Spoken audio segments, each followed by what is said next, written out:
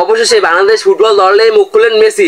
Messi একটা কথা clear করে দিয়েছে, বাংলাদেশের যে এই দলটা হামজা, সামির সোম, তারপর রানা, তারপর জামাল ভুঁইয়া, এই দলটা যদি গড়ে তুলতে পারে তাহলে এই দলটা একদিন আগামী দিনে বিশ্বকাপে জায়গা করে নেবে। দেখুন বর্তমানে এই দলটা অনেক শক্তিশালী একটা দল, হামজার কারণে এই দলটা অনেক শক্তিশালী দল হচ্ছে। তারপর দেখুন ফাহিমুদুল ইসলাম, তারপর সোহেল রানা, তারপর ভাই জামাল ভুঁইয়ার মতো ক্যাপ্টেন থাকলে এই দলটা অনেক দূর যেতে পারবে। দেখুন লিওনেল মেসি একটা কথা ক্লিয়ার করে দিচ্ছে, আমি ভাই আর ভাই 10 বছর পর এই বাংলাদেশ ক্রিকেট টিমটাকে আমি বিশ্বকাপে দেখছি আমাদের প্রতিপক্ষ হিসেবে।